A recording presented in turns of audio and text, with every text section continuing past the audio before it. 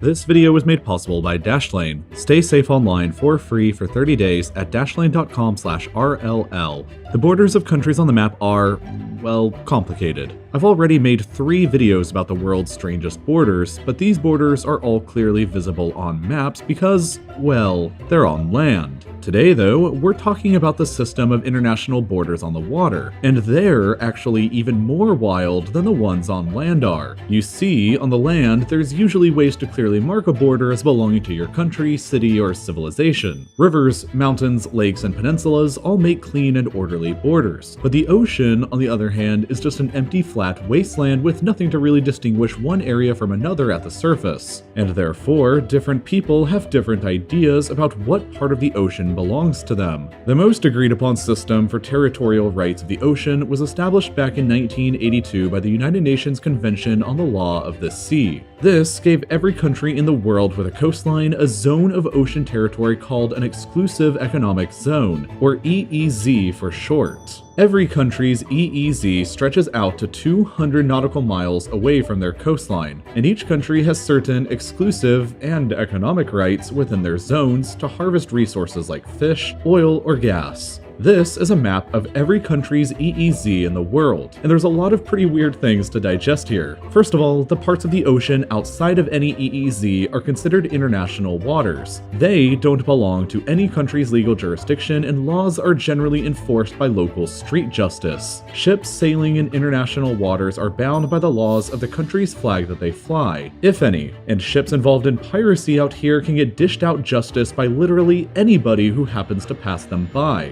However, the EEZs themselves have some pretty quirky borders. The United Kingdom, for example, continues to maintain an extensive maritime empire that's invisible on most maps. Britannia still rules a decent chunk of waves in the Atlantic with outposts in the Pacific and Indian Oceans, owing to her few remaining island colonies. But since the law for EEZs stretches out to 200 nautical miles away from a coast, the UK maritime empire is still alive and well. But not so alive and well as the empire that France continues to possess. In a juicy historical irony, France possesses the most extensive maritime empire in the world today and controls the world's largest EEZ, with huge blobs in the Pacific, pretty big blobs in the Indian Ocean, and outposts in the Atlantic. France's extensive overseas islands and territories ensure this, and the French EEZ is so large in overall territory that it's even larger than the entire country of Canada when it's all combined. In fact, 8% of all the EEZ territory in the world is under French administration, despite only 0.45% of Earth's land territory being under French control. That pesky 200 nautical mile limit from a coastline, though, has set up some pretty weird situations elsewhere, though, particularly in Russia, here in the Sea of Okhotsk. The entire sea is surrounded by Russian territory on all sides, so most of it does fall within the 200 nautical mile range of the Russian EEZ, except for this little hole in the middle here that's just out of that range from any direction. This little hole is called the Peanut Hole, and technically it would fall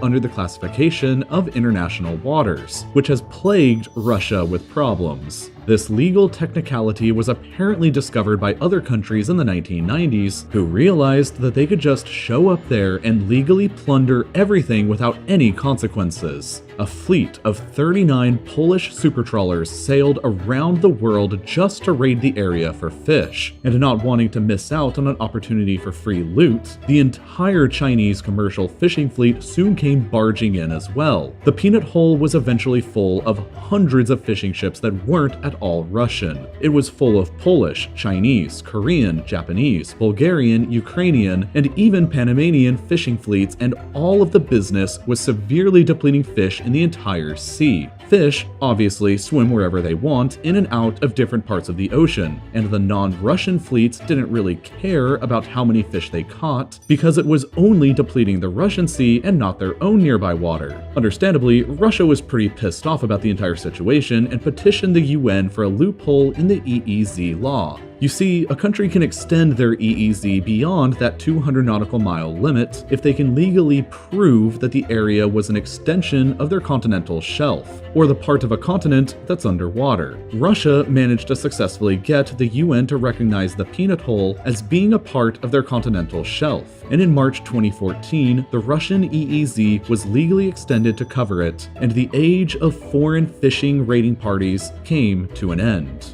But that's not the only part of the system that people have ever disagreed on. China has a rather optimistic view of their own EEZ. This is the technical, legal EEZ that China was ascribed under UN law. But this is the EEZ that China asserts that it actually has. For clarification, both the People's Republic of China and the Republic of China on the island of Taiwan claim the exact same optimistic EEZ borders. So because of this, both China and Taiwan run into a direct border conflict with Japan over the Senkaku Islands. Their claimed EEZs all intersect over the islands, which are uninhabited, and they all three claim ownership over them anyway. Japan claims that they discovered the islands like they are now, uninhabited in the 19th century, and claimed them under international law, whereas both China and Taiwan assert the islands as an imperial age Japanese conquest that has never been properly returned to them. But this conflict is pretty straightforward and simple when compared to the train wreck of the South China Sea. 6 countries all have wildly competing claims here that are literally at odds with everybody else. This is the claimed EEZ of Brunei, which seems fairly reasonable, and here is the claimed EEZ of Malaysia, which also seems pretty moderate, but it does conflict with Brunei.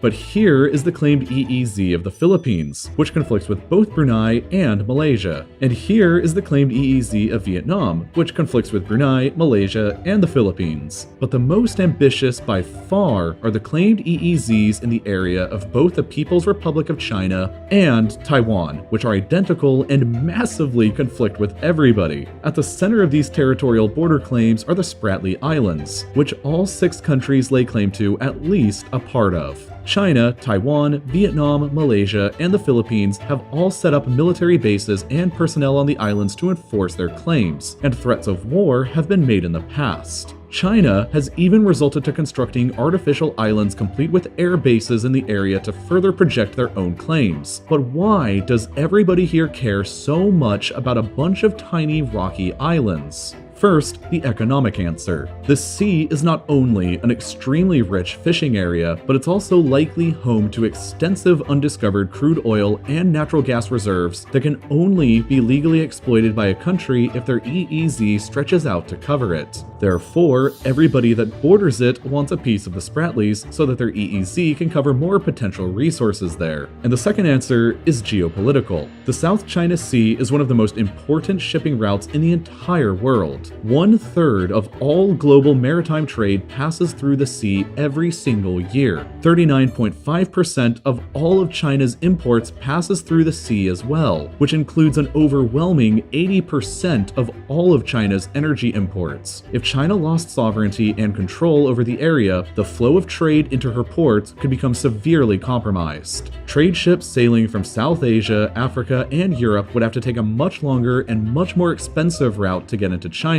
and China's economy would inevitably suffer. Therefore, it is an imperative Chinese foreign policy goal to secure the area and make sure that the spice continues to flow. Since Taiwan also claims to be the sole government of China, they make the exact same foreign policy claims as the mainland does, so their EEZ claims directly overlap with one another. So borders are complicated, and while they're supposed to be defensive in nature, maritime borders are difficult to enforce, and worse still, if you have a hole in your borders like Russia did, then everybody who knows about it can just show up and steal all of your stuff. It was basically a hole in their security system, and unfortunately for them, they couldn't just solve it by slapping a password over it to block out intruders. Fortunately for you and your security defense though, passwords generally work just fine in stopping raiding parties, but they can be pretty difficult to remember. You need to make sure that you're using safe, complex passwords that look like this, rather than simple and easy to guess ones like this one. But you need different ones for different websites, and that makes them all hard to remember. And that's why you should use Dashlane as your password manager, as it will generate and keep all of these super secure passwords unique to each of your accounts behind a single very super secure password that you have to remember, and then autofills them when you go to log in. This will definitely beef up your online security. And then Dashlane Premium also includes a bunch of other tools to keep you even more safe online, like a VPN, breach alerts, secure file storage, and much more. Best of all though is that all of that is for a very low monthly price, less than most standalone VPNs, and it can be free for 30 days if you sign up by clicking the link in the description or by going to dashlane.com/RLL. After that trial period lapses, you can then use the coupon code RLL to get 10% off when upgrading to Premium.